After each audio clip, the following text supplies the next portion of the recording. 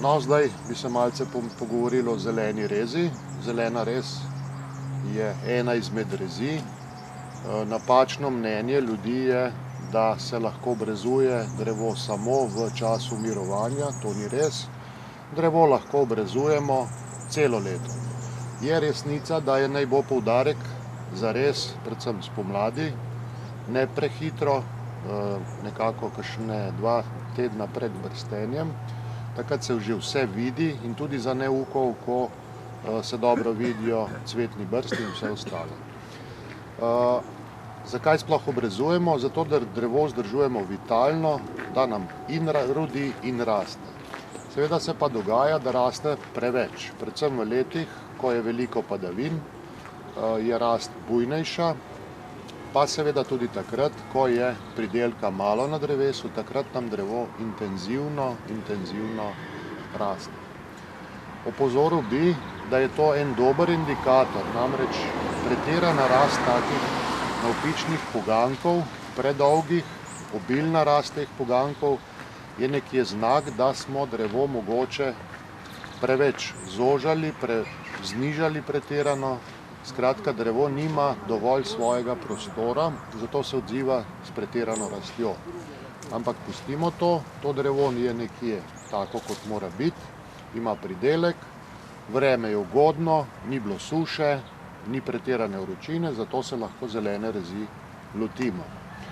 Mogoče za bolj pedantne bi nekako rekel, da lahko zeleno rezijo pričnejo že razmeroma dokaj zgodaj.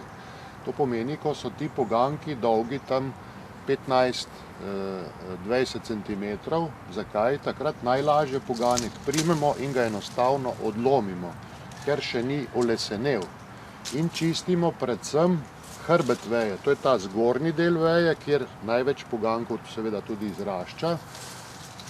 Puščamo pa seveda tudi kaj teh stranskih poganjkov, to pomeni, da ne odstranimo vsega.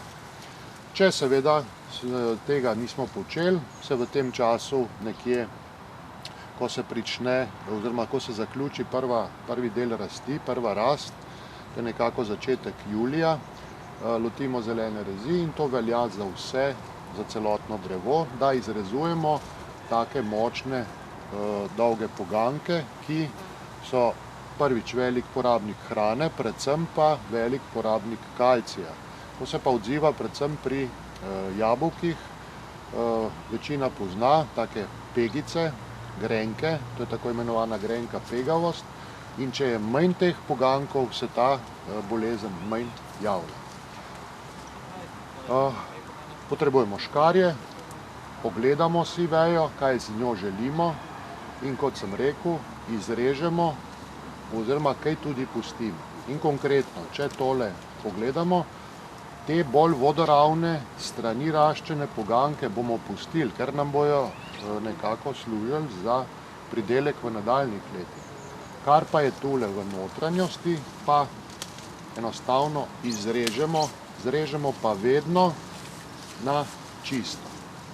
Če tole bolj v detajl pokažemo, da bo bolj vidno, odrežemo ne tako, ker tule je zelo veliko spečih oči in bo še enkrat pognalo in pretirano pognalo, zato to čim bolj tole pravokotno odstranjujemo. Odstranimo.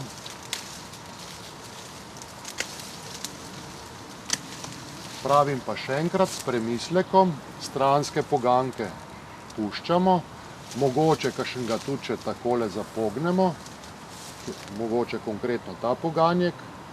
Na prvo žogo bi izgledalo to, da je to kar odstranimo, ampak ne.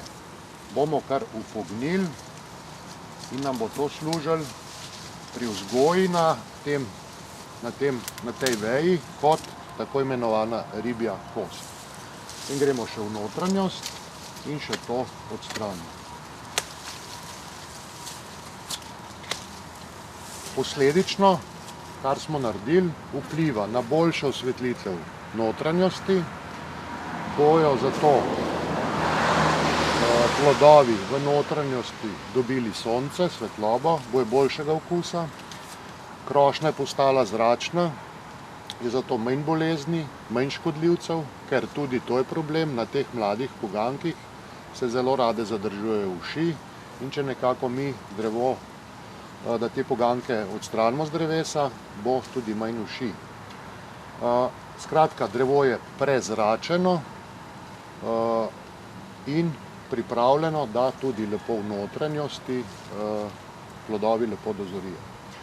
Ti poganki, če ne pretiravamo, bojo lepše dozoreli, ker bojo dobili svojo porcijo sončne svetlobe, bojo lepo oleseneli in celo mogoče tudi nastavili kakšno cvetno brstje. Pri takem drevesu, klasičnem, kot jih imamo na vrtu, je pa eno zelo dobro priporočilo, da si vzemimo čas, približno na en teden, porežemo 1-2 veje danes, čez en teden druge 2-3 veje in pa še čez en teden še vrh. Zakaj? Če mi vse naenkrat naredimo in vse te navpične poganke odstranimo, drevo dobesedno šokiramo in lahko se nam zgodi, da bo pričelo drevo ponovno rasti. Kaj drugega na drevesu ne počnemo, ponavljam pa še enkrat, to si lahko privoščimo samo takrat, ko ni prevroče. Prevroče pa je za rastlino oziroma za drevo takrat, ko je kar, bomo rekli, tam en teden, 14 dni vročina preko 30 stopinj. Torej rajše počakamo, da se ohladi, kakšno suho, pa hkrati oblačno vreme zberemo in takrat opravimo zeleni rez. No, zelena rez, to, kar smo naredili konkretno tule na hruški, take zakonitosti in taka pravila veljajo kar za vse, lahko rečemo, sadne vrste. To pomeni za jablano, slivo. To lahko delamo celo leto, po malem, strpno. Mogoče bi naglasil predvsem za marelico.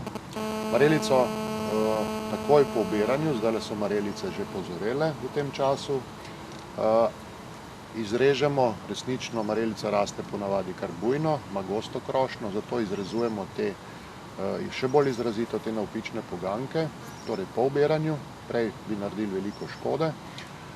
S tem resnično krošnjo prezračimo, nekako zaustavljamo v rasti, ponavljam pa, v suhem vremenu vedno marelica je zelo občutljiva na kap.